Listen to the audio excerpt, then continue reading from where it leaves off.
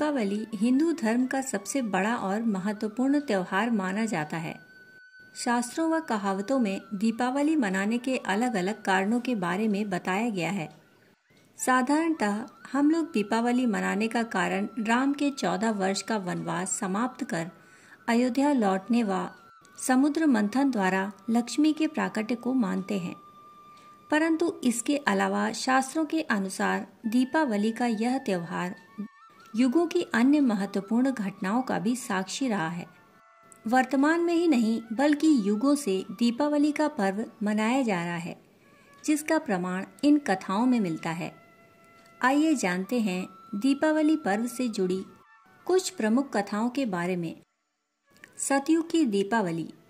सर्वप्रथम तो यह दीपावली सतयुग में ही मनाई गई थी। जब देवता और दानवों ने मिलकर समुद्र मंथन किया तो इस महाअभियान से ही ऐरावत, चंद्रमा, उच्चश्रवा, पारिजात, वारुणी, रंभा आदि 14 रत्नों के साथ हलाहल विष भी निकला और अमृत घट के लिए धन्वंतरी भी प्रकट हुए। इसी से तो स्वास्थ्य के आदिदेव धन्वंतरी की जयंती से दीपोत्सव का महापर्व आरंभ होता है। कार्तिक कृष्ण त्रयोदशी अर्थात धनतेरस को। तत्पश्चात इसी महामंथन से देवी महालक्ष्मी जन्मी और सारे देवताओं द्वारा उनके स्वागत में प्रथम दीपावली मनाई गई। त्रेता युग की दीपावली। त्रेता युग भगवान श्री राम के नाम से अधिक पहचाना जाता है। महाबलशाली रावण को पराजित कर 14 वर्ष वनवास में बिताकर राम के अयोध्या आगमन पर सारी नगरी दीप मालिकाओं से सजाई गई और यह पर्व अंधकार पर प्रकाश की विजय का प्रतीक दीप पर्व बन गया। द्वापर युग की दीपावली। द्वापर युग श्री कृष्ण का लीला युग रहा और दीपावली में 2 महत्वपूर्ण आयाम जुड़ गए। पहली घटना कृष्ण के बचपन की है। इंद्र पूजा का विरोध कर गोवर्धन पूजा का क्रांतिकारी निर्णय क्रियान्वित कर श्री कृष्ण ने स्थानीय प्राकृतिक संपदा के प्रति सामाजिक चेतना का शंखनाद किया और गोवर्धन पूजा के रूप में अन्नकूट की परंपरा बनी। कूट का अर्थ है पहाड़, अन्नकूट अर्थात भोज्य पदार्थों का पहाड़ जैसा ढेर, अर्थात उसकी प्रचुरता से उपलब्धता। वैसे भी कृष्ण बलराम कृषि के देवता हैं। उनकी चलाई गई अन्नकूट परंपरा आज भी दीपावली उत्सव का अंग है। यह पर्व प्रायः दीपावली के दूसरे दिन प्रतिपदा को मनाया जाता है। दूसरी घटना कृष्ण के विवाहोपरांत की है।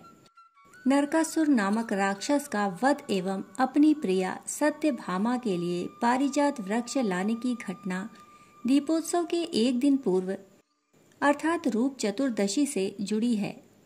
इसी से इसे नरक चतुर्दशी भी कहा जाता है। अमावस्या के तीसरे दिन भाई दूज को इन्हीं कृष्ण ने अपनी बहन द्रौपदी के आमंत्रण पर भोजन करना स्वीकार किया और बहन ने भाई से पूछा, क्या बनाऊं? तो कृष्ण ने मुस्कुराकर कहा, कल ही अन्नकूट में ढेरों पकवान खा खाकर पेट भारी हो चला है, इसलिए आज तो मैं खाऊंगा केवल खिचड़ी। हाँ, क्यों ना हो, सारे संसार के स्वामी ने यही तो संदेश दिया था कि तृप्ति भोजन से नहीं भावों से होती है। प्रेम पकवान से कहीं अधिक महत्वपूर्ण है। कलयुग की दीपावली। वर्तमान कलयुग दीपावली को स्वामी रामतीर्थ और स्वामी दयानंद के निर्वाण के साथ भी जोड़ता है। भारतीय ज्ञान और मनीषा के दैदीप्यमान अमर दीपों के रूप में स्मरण कर इनके पूर्व त्रिशलानंदन महावीर ने भी तो इसी पर्व को चुना था, अपनी आत्म ज्योति के परम ज्योति से महामिलन के लिए, जिनकी दिव्य आभा आज भी संसार को आलोकित किए है।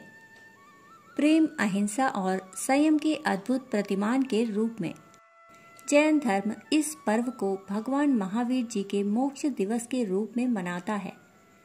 ऐसा माना जाता है कि कार्तिक मास की अमावस्या के दिन ही भगवान महावीर को मोक्ष की प्राप्ति हुई थी।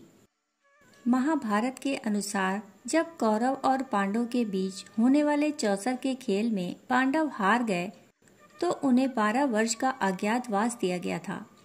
पांचों पांडव अपना 12 वर्ष का वनवास समाप्त कर इसी दिन वापस लौटे थे।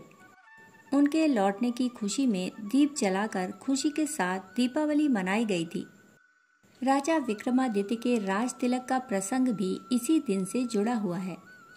बताया जाता है कि राजा विक्रमादित्य का राज तिलक इसी दिन किया गया था, जिससे दीपावली का महत्व और खुशियां दुगनी हो गईं। सिख धर्म के लिए भी दीपावली बहुत ही महत्वपूर्ण पर्व है। इस दिन को सिख धर्म के तीसरे गुरु अमरदास जी ने लाल पत्र दिवस के रूप में मनाया था, जिसमें सभी श्रद्धालु गुरु से आशीर्वाद लेने पहुंचे थे। इसके अलावा सन 1577 में अमृतसर के हरिमंदिर साहिब का शिलान्यास भी दीपावली के दिन ही किया गया था। सन 1619 में सिख गुरु हरगोविंद जी को ग्वालियर के किले में 52 राजाओं के साथ मुक्त किया जाना भी इसी दिन की प्रमुख ऐतिहासिक घटना रही है। इन राजाओं व हरगोविंद सिंह जी को मुगल बादशाह जहांगीर ने नजरबंद किया हुआ था। इसीलिए इस पर्व को सिख समाज बंदी छोड़ दिवस के रूप में भी मनाता है। अभी आप सुन रहे थे दीपावली से जुड़ी कुछ प्रमुख घटनाओं के बारे में। आप सभी को दीपावली की ढेरों शुभकामनाएं।